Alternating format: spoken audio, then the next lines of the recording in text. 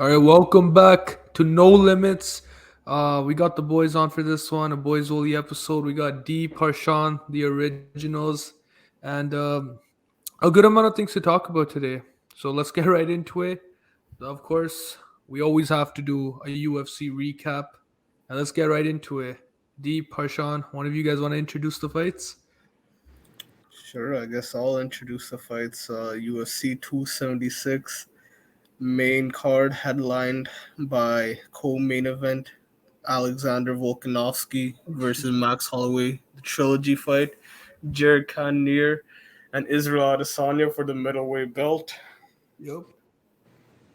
And we also had, of course, the card open up with Sean O'Malley versus Pedro Munhoz. So let's start off with that fight. That fight was a disappointing one, and I'm not saying it's Sean O'Malley's fault, but I don't know. In my like, what happened in that fight was, of course, the no contest because of the eye poke, right? But I'm gonna be honest, I didn't think the eye poke was that bad. I don't know what you guys think. Yeah, I was just about to say that. Obviously we don't know what he was feeling, but that eye poke from it just didn't seem that bad to where the point where you couldn't fight. Come on, you're a professional. An eye poke can't be that bad where you can't fight anymore. Yeah. He Yeah, was saying shit like, "Oh, I can't see," but that's like, "Yo, bro, your eyes are closed. No shit, you can't see." Yeah, I mean, a lot of people are saying he was just scared. That's why he did that. But it Yeah. doesn't make sense either because a lot of people say he arguably also won the first round. Yeah. I saw that. But people are saying he wanted like an easy way out. They thought he'd get like an easy decision over the 1 round victory. Mm-hmm. yeah, I saw that too. But it actually came out today that I think he had a scratch cornea or something, so it was actually Oh, pretty Oh, serious. so it was serious. It was really? actually pretty serious, yeah, but it didn't look pretty serious, honestly. Like I saw, like people like DC, like DC had like half of Stipe's finger in his eye, and his didn't look bad, but apparently it was really bad. So I guess it honestly, even though it was disappointing, since he did catch an eye injury, it was a good stoppage. Then it was Yeah. definitely a good call by the ref. Can't blame him then, everybody was slandering him this guy just didn't want to fight, he was scared, blah blah blah. Whatever, I guess it's fair enough that, his eye actually did take real damage. Yeah, you Yeah. don't want to get more. You don't want to get damaged, right? Although it did. Although it was kind of weird when he was in the corner saying like he didn't want to see the doctor, or it didn't look like he was even attempting to open his eye. But I guess now seeing the injury, he might not even been able to open his eye to begin with. The card did start off with a bummer, but the next fight, in my opinion, was fight of the night. Robbie Lawler versus Bobby. Do you know the last name, Deep? Barbarena. Bobby Barberena, and wow, what a fucking fight! Let's get your guys' reaction on that one. Yeah, bro, that fight versus Brian, it was a banger of a fight. It was straight boxing, no grappling, no kicking, or very limited kicking, very limited elbowing and kneeing, just straight boxing. It was Robbie Lawler's quality, where his punches looked like they had more impact versus Brian's quantity, where he threw a lot more, and it just seemed like who would land the bigger shot. And Ryan was able to catch Robbie with some bigger shots and was able to finish the fight. And it was a banger of a fight for as long as it lasted. Definitely fight of the night worthy. Straight hands, no complaints. No, that was like a straight up slugfest. These guys didn't stop swinging, especially Brian. I swear there wasn't a second in the fight where he wasn't moving his hands. Like, he was just throwing, like, even the lightest punch, he just keep throwing them at Robbie. Oh, bro, that was so sick. And Yeah, then they kept going back and forth too. Like, I had no idea who was winning up until the second round, and then Robbie started taking control, and then out of nowhere, Brian just pieced him up. It was insane. yep. Yeah, there was it was honestly quality versus quantity. You know, it looked like because it looked like especially in the first round, like even though Robbie hit less, it looked like his punches had more impact. But Oh, then yeah, for sure. and especially in the second round, like at times it looked like Brian was rocked, but Brian turned it up, was able to land some great shots and knocked out Robbie Lawler. So it was a great fight. No complaints from me. No complaints Only from thing. anyone here. Mm-hmm. No, wait. I have one complaint. I have a very serious complaint. Because lost of money. Robbie Lawler. Yeah, because of Robbie Lawler, I lost the chance to win $500, bro. And it's only because of Robbie Lawler. Betting's just not your thing, man. Uh, yeah, bro, but take it in. It was a 7-fight parlay. 6 of those fights hit, except Robbie fucking Lawler. That's so And I wish unfortunate. I did. I wish I The really one did favorite. that fight. Unlucky. But yeah.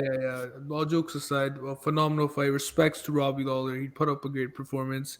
The man is old now, bro. I don't know. He's I don't know how 40. long he can do this for. Insane. Yeah, It's crazy. It's and 40. he's still right? competing.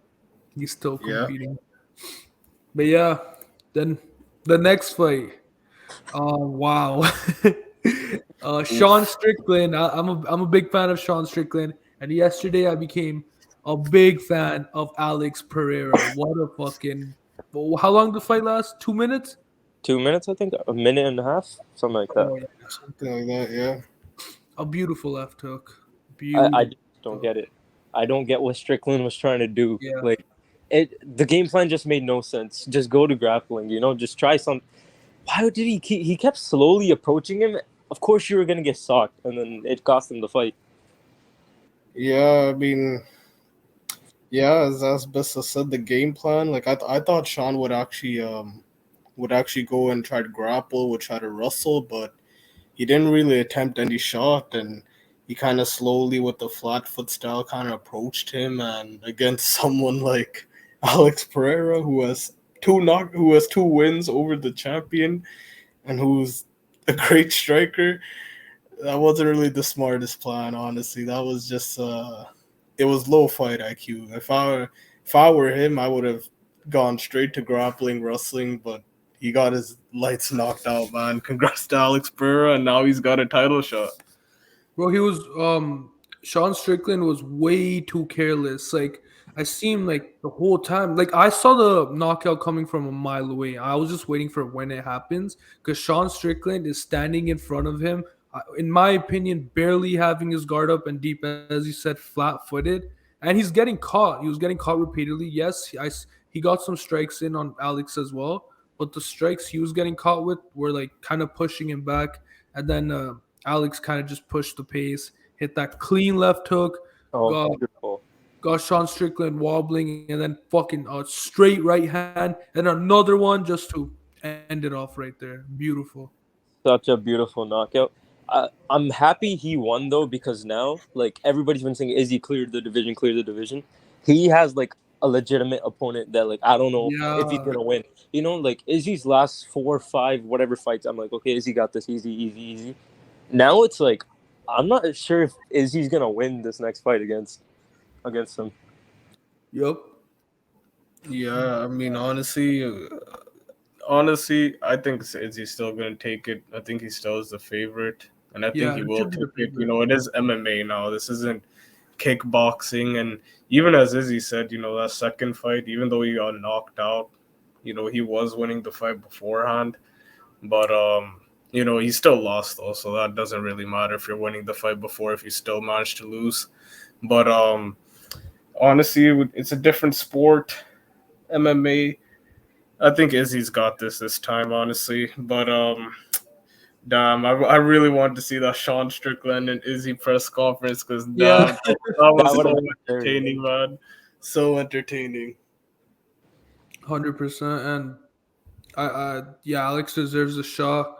But then let's talk about another Alex, Alexander Volkanowski versus Max Holloway in the co-main event. What a performance! Fucking dominant performance in my opinion. And you just gotta respect Alex Volkanowski, man. That's all I can say. Dude, this guy is a legit monster. Every fight he gets better and better. Oh my god. I never thought it'd come to the point where he would make Max look like just like a shitter. He Oh, got all 3 judges to score it 50-45. He 5-0'd Max. Insane. Like I don't know what's next for this guy.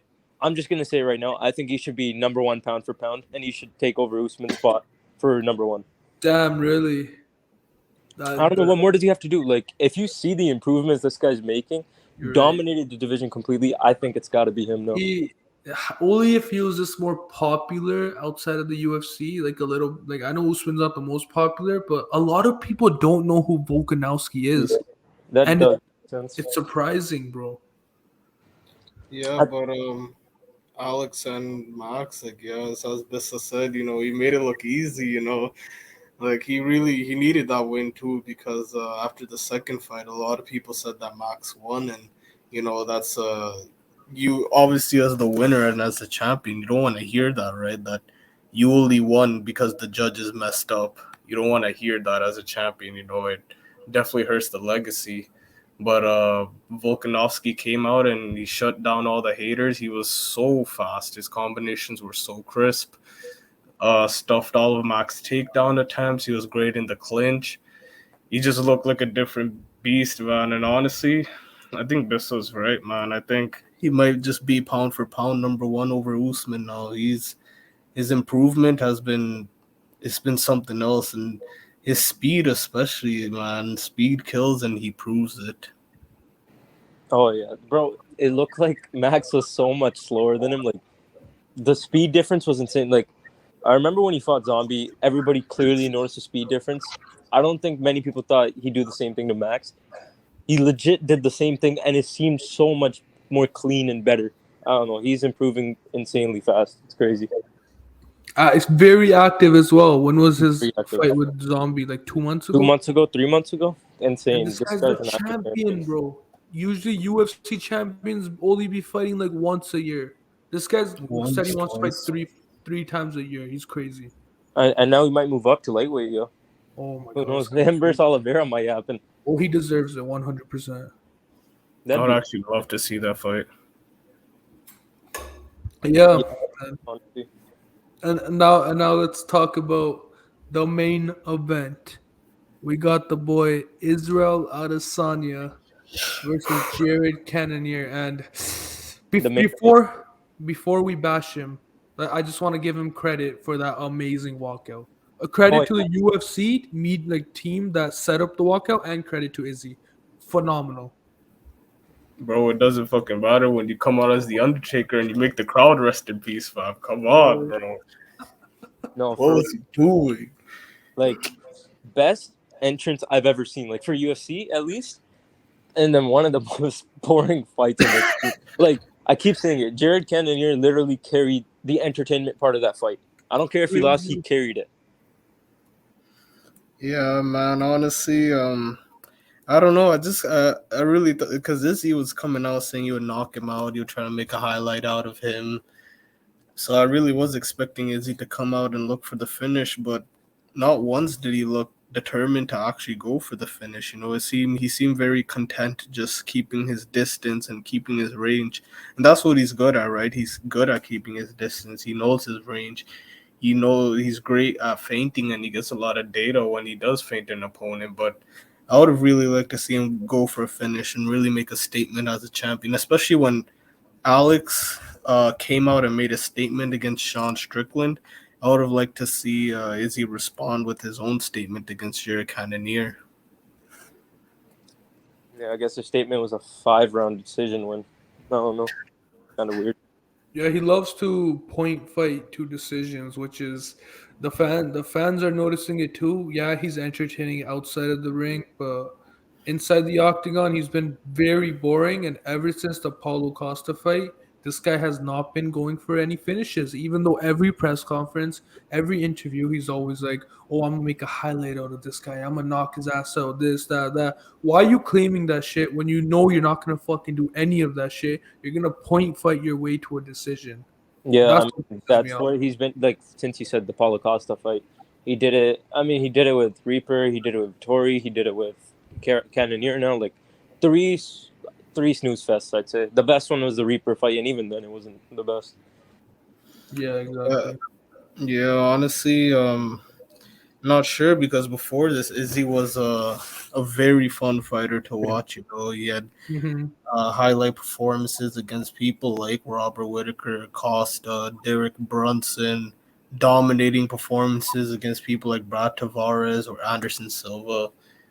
The But fight with Gastelum too. That was an insane fight too.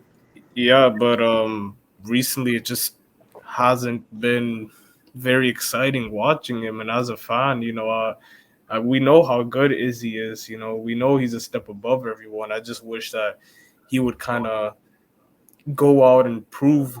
Well, he always does prove that he's a step above everyone, but go out and look for the finish and give a statement as to why he's a step above everyone. Yeah, and I think this is a good example of how a main event can either make or break a card. I honestly, like, after the event, I saw a lot of people saying boring ass event, this, that. I didn't think it was a boring event. I did think it was a boring main event, but people are always gonna remember the main event, and that's why this card has got such a negative reaction. But overall, I didn't think it was a terrible card. I'll give it like a 7 out of 10. I don't know. What was your guys' thoughts on the full card? Like 5, 6 out of 10, to be Oh, honest. really? Yeah, because I mean, the first fight we already know, bummer, right?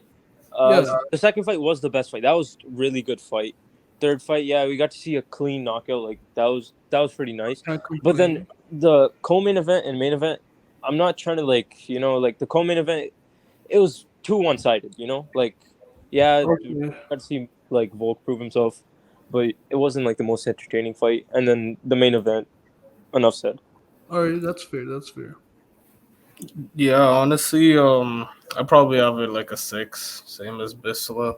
It's just the card just started off really bad as with the no contest, and then ended off arguably even worse with a very boring main event. But not even just that, but also the Sean Strickland Alex Pereira fight. Even though Alex Pereira did get a clean knockout, it wasn't an enjoyable fight. It was kind of frustrating to see Sean just kind of slowly walk up towards him, and it was just felt like he was walking towards the end. He didn't attempt to wrestle. Something that a lot of people. I would love to see how Alex Pereira does on the ground. I want to see how complete of a fighter he is, and I thought Sean Strickland could be that test to him, but it's kind of disappointing seeing that. And Yeah, it just didn't live up to the hype. I came in with expectations of a war. Yeah, I kind of came in with the expectations of another war, but it was still a really good fight. But yeah, just kind of started off as a bummer and then ended off as a bummer. So that's why I'd probably give it a 6, honestly. That's fair. That's very fair. But now let's move on from UFC 276. We did our MMA roundup. Let's do boxing. And boxing's been in the news lately. There's a YouTube boxing specifically. We got people really mad at me on Twitter. Very mad at me because their Lord and Savior KSI is fighting Alex Wassabi.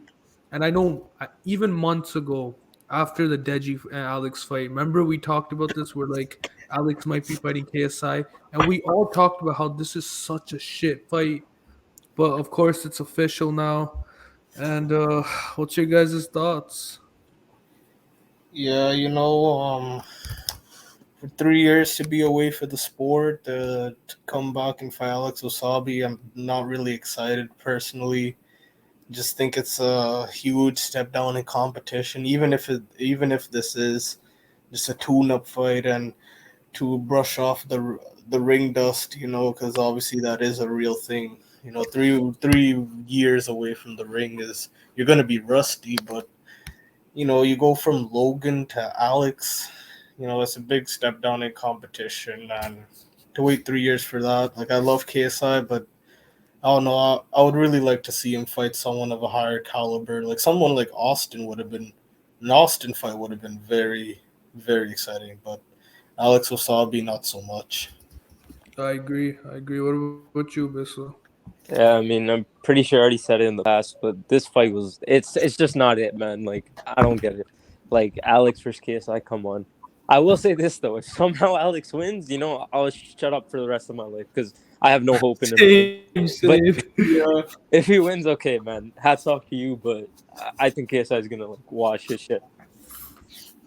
The reason I'm not a fan of this fight, I understand the thing about what's it called, how KSI wants like the ring rust out, right? but he could have chosen someone on a higher caliber, even in clout to Alex Wasabi. Shit like that matters in the YouTube boxing world. What is Alex Wasabi gonna do to promote this fight? Other than him, like thankfully having Jake Paul's team representing him, which is helping him a lot. That guy does not have any leverage or clout compared to KSI at all, right? KSI has to carry the promotion, but like for example, people like to bring up Ben Askren and Nate Robinson. They're like, oh well, Jake Paul fought Ben Askren and Nate Robinson, right? But before those fights, there was still an element of surprise of like, oh, Jake Paul might lose. He's fighting an NBA jacked guy. No way he beats Nate Robinson. But then he knocks him out. They're like, okay, that's an NBA guy. Then he fought Ben Askren. Bro, do you know how many people thought Ben Askren was gonna win? That he was the betting favorite, right? So there was still an element of surprise there. For this KSI versus Alex Wasabi fight, there was no surprise. Everyone knows KSI is gonna win. So you guys see my point here? Yeah.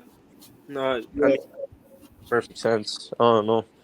Like, it's like the odds are like 95-5. I don't know. The only thing I can maybe say is like KSI's trying to avenge his brother, but like I highly doubt that's the way he wants to go about it. Yeah, man. But yeah, I mean, as Vista said, here to avenge his brother. Like that's the only real storyline coming in. KSI's here to avenge his brother. You His know, 0-3 brother. Like how much? I mean, I guess Oh who knows if Deji loses to Fusi too, maybe he has to go avenge that too. yeah, exactly. Like bro, man, had to come in with the 0-3 brother, man. No, man. But yeah, man. Honestly, just Alex versus KSI. Like, uh, I forgot which one of you said this, but like, KSI is just gonna torch him, right? Yeah, Like, probably. do any of us really believe that Alex has a chance here no, at all? No. not But at Yeah, all. exactly. Like that's the thing, right? That's what else that takes away from the fight as well. When you see someone and okay, this guy's just way better than the other guy. Now, can an upset happen? Yeah, upsets do happen, but I just think like Alex is coming off of a few months of boxing experience after after fighting and beating like Deji, while KSI has boxed in the past a few times and has fought Joe Weller and not in just Bun Joe Weller actually, Logan Paul. He's fought this tank of a human being twice. One of them in a pro fight. So oh man, I'm not excited to see this fight, man. But if Alex wins, he can say he beat both brothers. So that's like that's Oh, a really fat W. bro, if Alex wins, I'll Yeah, literally shut the fuck up I'll forever. shut up because he can just say I beat both of them. Like, what can anybody say to him? Bro, if Alex wins, man, you'll probably gotta either get him on the podcast or B make a whole episode just talking about how great Alex Wassabi is. Bro, I have a bet going on with some dude on Twitter where it's like if Alex wins, I have to do a podcast with the guy, right? And I have to do a whole intro just talking about his all of his achievements.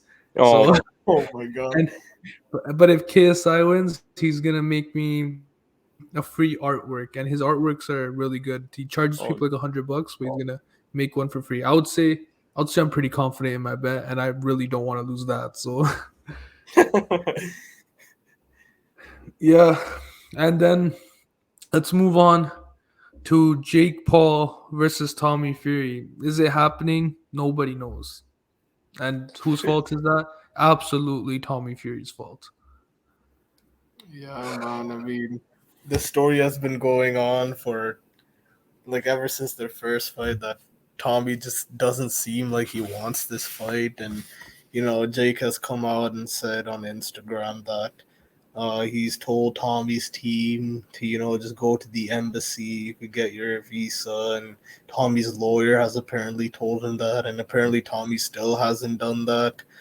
Like it's just this is like a big fight. You can make a lot of money, gain a lot of mainstream attention, and you are the favorite as well. You're supposed to be the pro boxer versus this guy this YouTube guy. Like I'm not really sure why Tommy is doing this. I can't I don't know if he actually is just scared or is there any motivation. It just doesn't look like he wants this fight, honestly. Yeah, I don't get it, bro. He keeps bailing on it. Like, legit, Jake Paul said his team will take care of everything. All he has to do is go there and get his visa, and he still hasn't done that.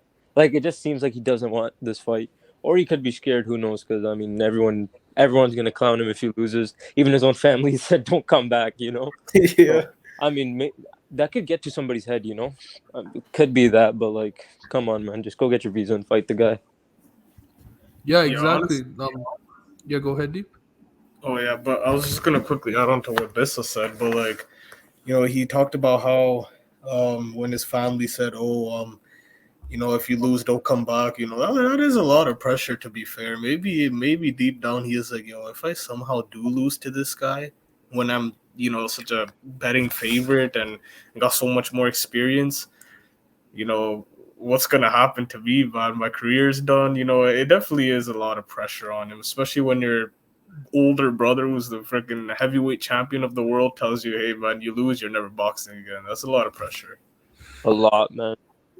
I don't know about you guys, but to me, I feel like Tommy Fury is forcing boxing upon him. I feel like he sees that his dad's a huge boxing guy, his brother's a heavyweight champion of the world. I feel like he tells himself that he needs to do it. I don't know if he really wants to do it. Like the man was on Love Island. The guy's a beautiful looking guy. He could easily go be a model, a TV star, this, that. Do you guys think he like actually wants to do boxing for a living? That's actually a good ass question. Yo, low key, you're onto something. To be honest, like, cause you said he can go into like modeling or like actor, blah blah blah. Low key does make sense though. I mean, it's just because of the family name, you know. Like, yo, Yeah. it's just the pressure, right? Like, yo, your brother's literally the best heavyweight, but like by far right now. Yeah, I guess that might actually be it. The maybe that is it. I don't even know, to be honest.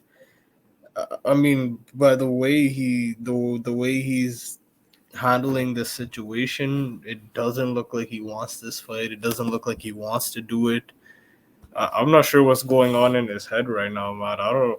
You might, yeah, you might very well be onto something. Maybe he doesn't want to box. Maybe he just feels pressured into boxing. I don't know, but I just really hope that Tommy just gets his shit together because Jake came out and said he's got until Wednesday morning, or else Jake has three other people lined up.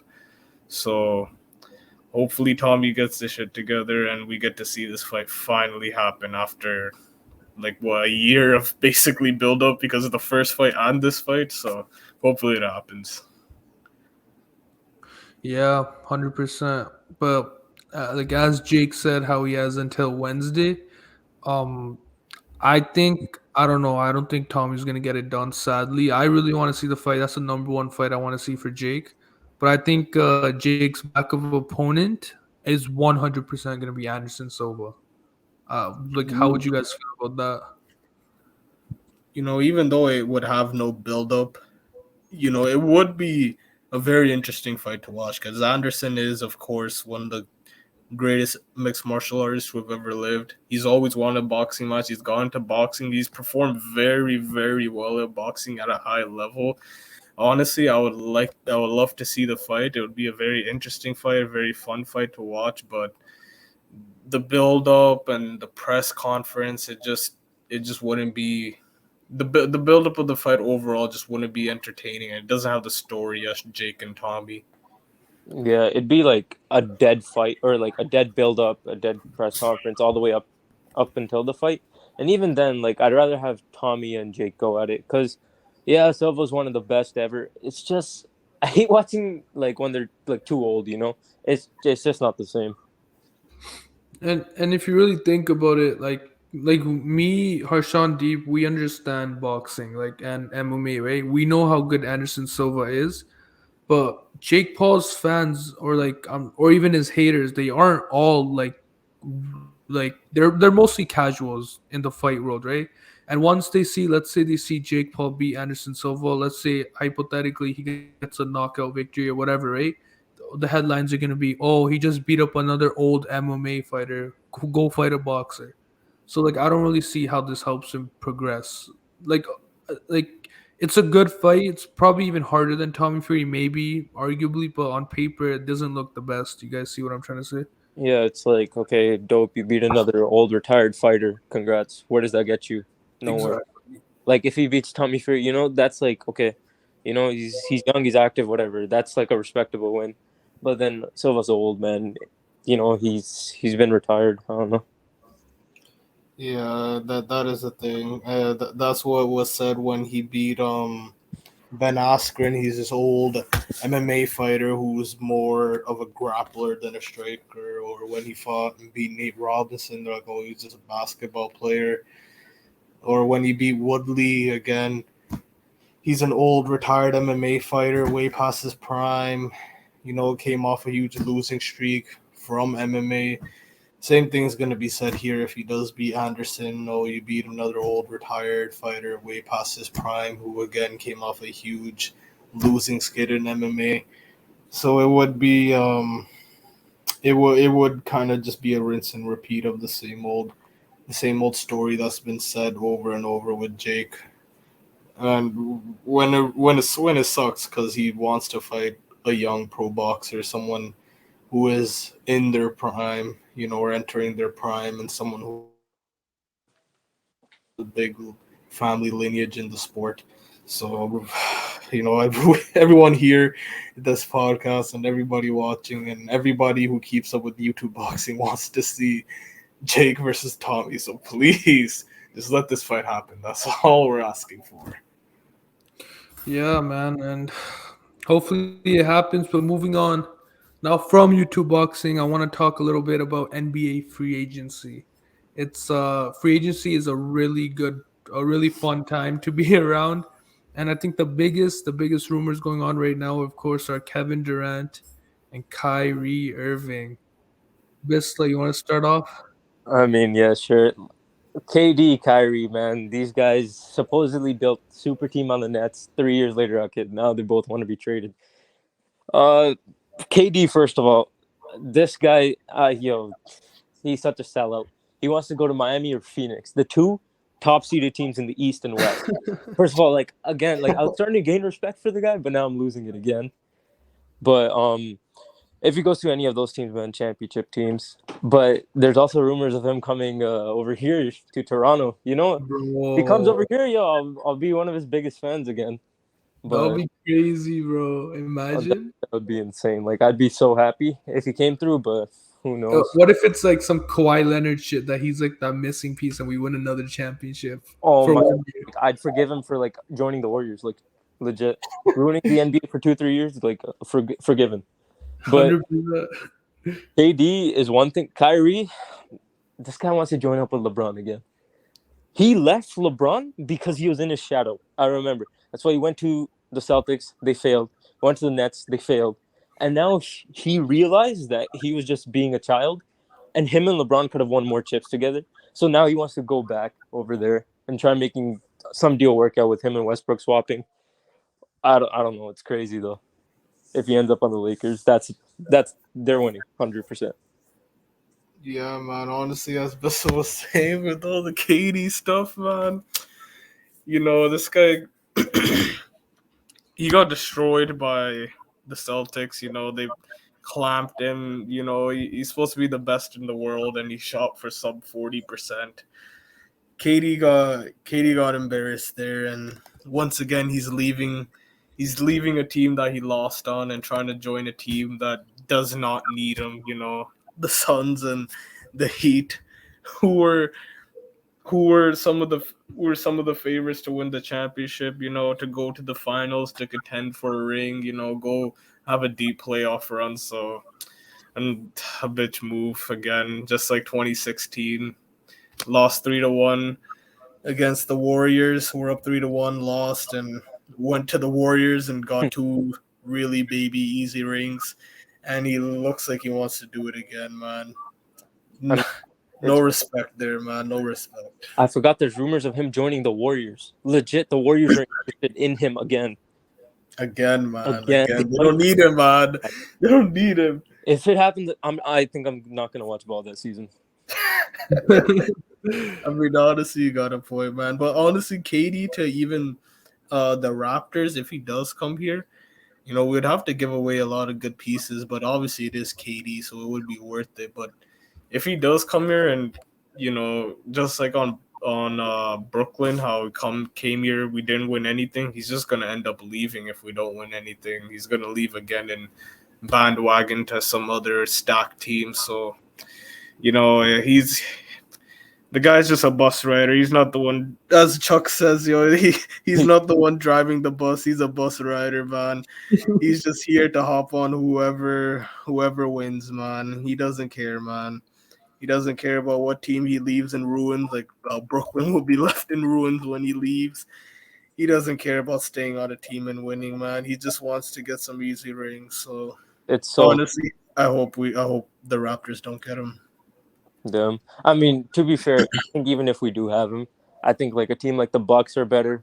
I think a team like the Bucks are better, especially after picking up Malcolm Brogdon. Huge pickup for nothing. Oh yeah, that was huge. Legit. And then there's other Rudy Gobert to the Timberwolves. That one was Bro, that's crazy. 5 first-round picks and 3 players to have 2 centers on your team. I don't get it. Not a smart play by the Wolves at all, man. Especially when you told me like what they gave away. They gave away their future, man. This was like a Nets and Celtics trade for the Celtics aging big three, man. 5 first-round picks. That's so fucked. That's superstar level trades, like they're still not getting out of the second round. They lose to like any of the top teams. Oh, I just don't understand what Timberwolves are doing. So dumb. They should have saved those for KD. Yeah, honestly, I mean now the Jazz have 5 first-round picks. Go toss that Nets and be like, come on, KD, come over here. That's KD and Mitchell? Yeah, that's a championship team. You're right. Bro, that's a lot of trading power that the Utah Jazz have now, man. 5 first-round picks. Whew, wow, that's a lot, bro. You could get a lot of really good players with those if you guys pick right, man. And the other one big thing was John Wall to the Clippers. This is why I hope Kyrie goes to the Lakers, just so we can get a insane battle of LA between the 2 teams. It'd be insane. Hopefully they stay healthy though. Yeah, they gotta all be healthy. It was supposed to happen in 2020, but Clippers choked, they lost. Now they can run it back. Oh, bro, it'd be insane. Clippers versus Lakers. Oh my god, man! John Wall. We still haven't seen that, right? In recent years. I still haven't seen it, but John Wall, Kawhi, Paul George versus LeBron, AD, and Kyrie. And the supporting cast of both teams isn't bad either. Like you got players like Melo on one side, and then you got players like Marcus Morris on the other side. It should be like an insane series if they played each other. It would be very interesting, man. Honestly, this free agency, like especially with the whole KD news, whoa, that was groundbreaking, man. This is gonna be interesting to see where KD goes. 100%. We're gonna find out soon. The free agency is. Hopefully, these rumors get cleared up in the next week. But yeah, I think that's all we have for today. Thank you for joining, boys. And I guess we'll see you guys next time. Peace. Later.